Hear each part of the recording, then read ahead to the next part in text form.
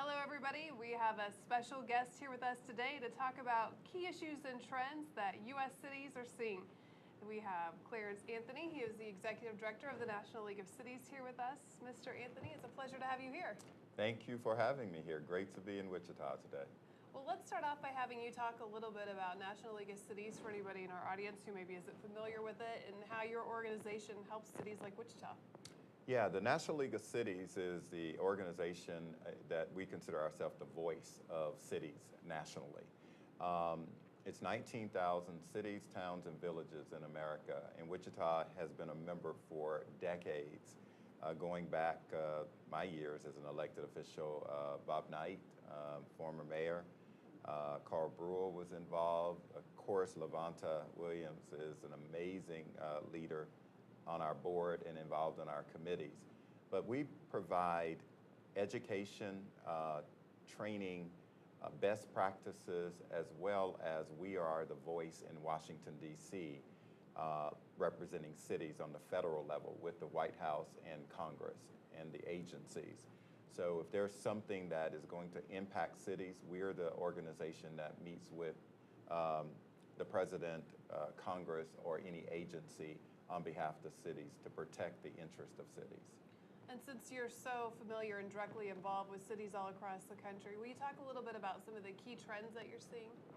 You know, yeah, be glad to. One of the things that America has always recognized that opportunity exists in cities. You move into cities because you see the opportunity for education, whether it's elementary up to university, like Wichita State University. You also, what we're seeing is that citizens are more inspired and innovation occurs when you are in a major city that has a lot going on. So we're seeing more people move into cities. Right now, 88% of Americans live in a city. The trend of the millennials moving back, and you can see it here in downtown Wichita with the apartments on the Arkansas River, the library, and the walkability concept that you guys are encouraging. That's happening all over America. The revitalization, the reinvestment in downtown. But one of the challenges that we're seeing is the issue of infrastructure. Historically, cities have had a partner at the federal and state level to fund infrastructure.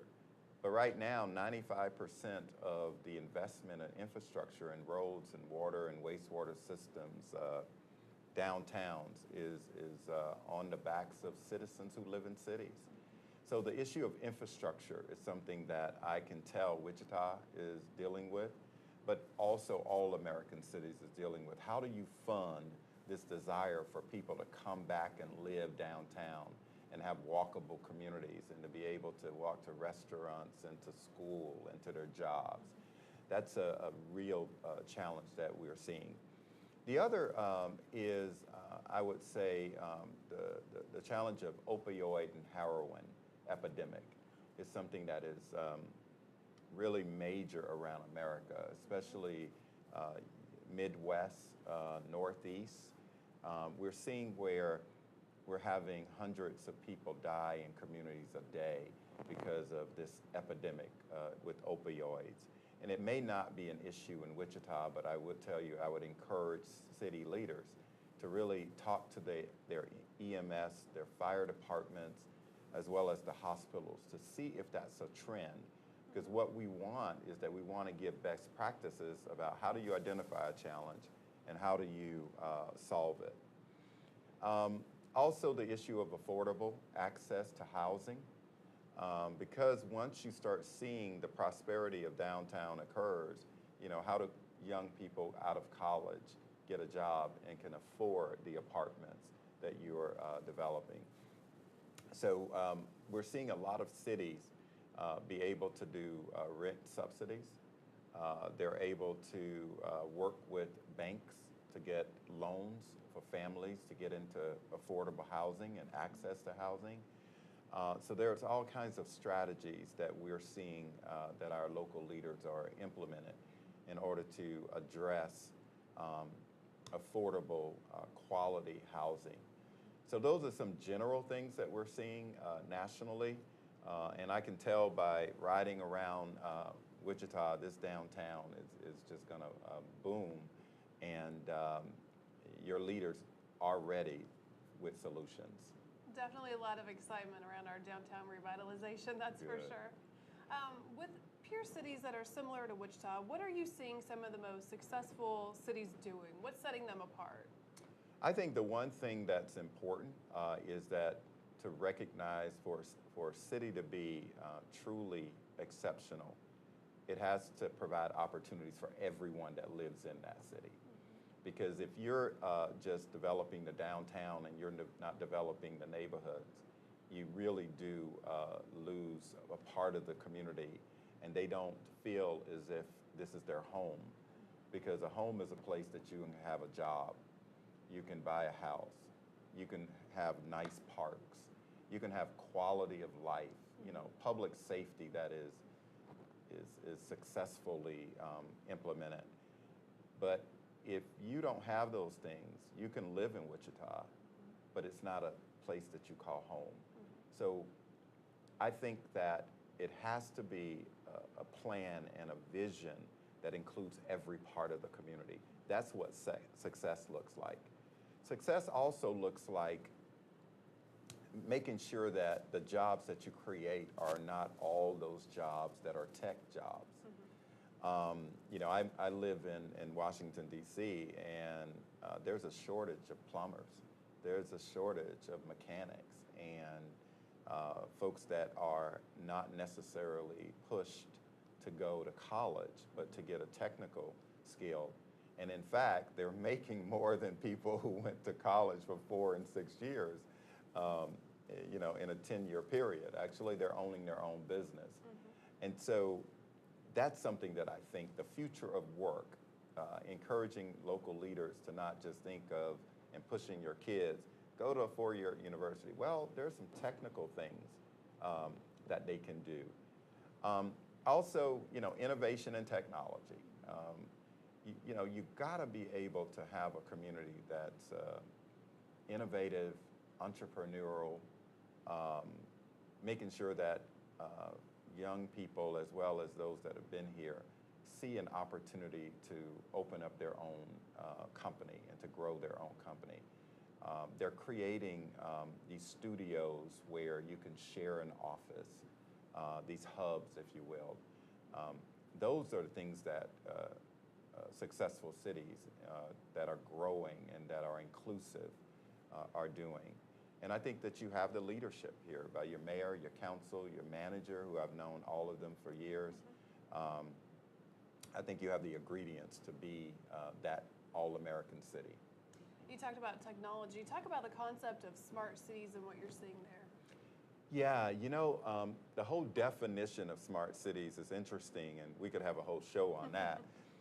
But what we're seeing is that cities are using smart technology in a number of areas, whether it is for meter reading, or whether it is for getting the cars at the parking spots, in the right place at the right time. There's heat sensors that can tell you, using technology, that this park is used from 9 to 12, and it's not being used from 12 to 4, and then it picks up again at 5.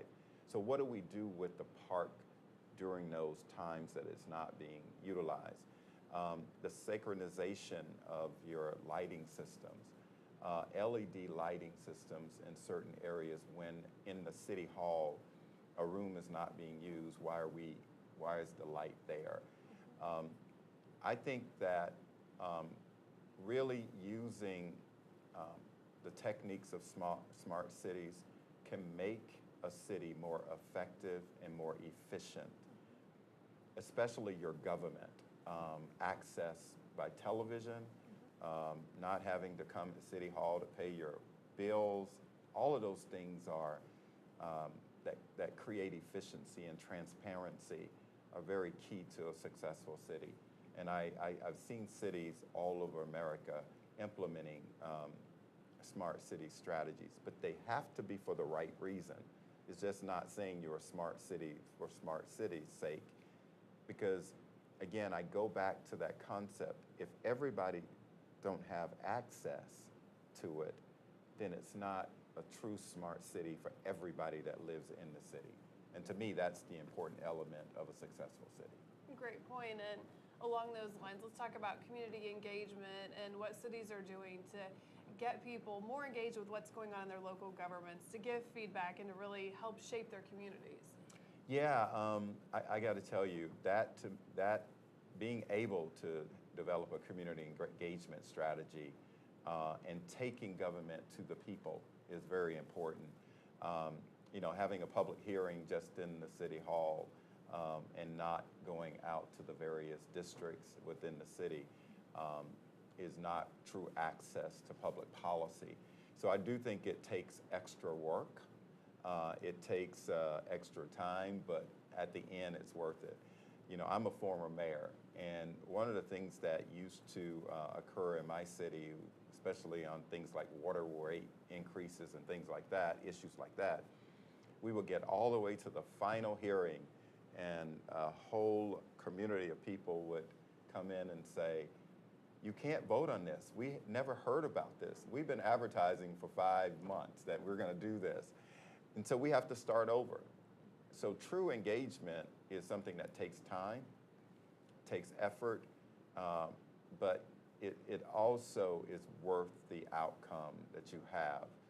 So it requires, in diverse communities, outreach in different languages, if your community is diverse. It requires that you are strategic to make sure that the business community is engaged, the environmental community, the African American, the minority communities. It doesn't matter. You have to be very strategic. And ultimately, when you put a real community engagement strategy together, that becomes great public policy. When you just develop something in a vacuum and not the diversity of the community, it becomes policy, but it does not become good public policy that's implementable and successful. And when you are able to, as a community leader, as a city, do that, that's again where that sense of home and that sense of community and that success occurs. So I truly encourage leaders when I speak around the nation that you must make that extra effort to make sure that all of the community has a voice. Anything else you'd like to touch upon before we let you go? Any final bits of advice for Wichita? No, I'm glad to be here. I'm speaking at Wichita State University tomorrow about you know, the issues facing America and America's cities. I think that there are some things that Wichita has done in the area of race and race relations that others have heard about, and they're modeling issues of and examples of economic development and revitalization. I just think the people of Wichita and the citizens just recognize that you got a great city. You got great leaders, but make sure that everybody in the community is prospering, because that's when a great city truly is great. Great advice. Thank you, Mr. Anthony. Thank you. We appreciate you being here. Oh, great to be here. And thank you for watching this City 7 News Now Update.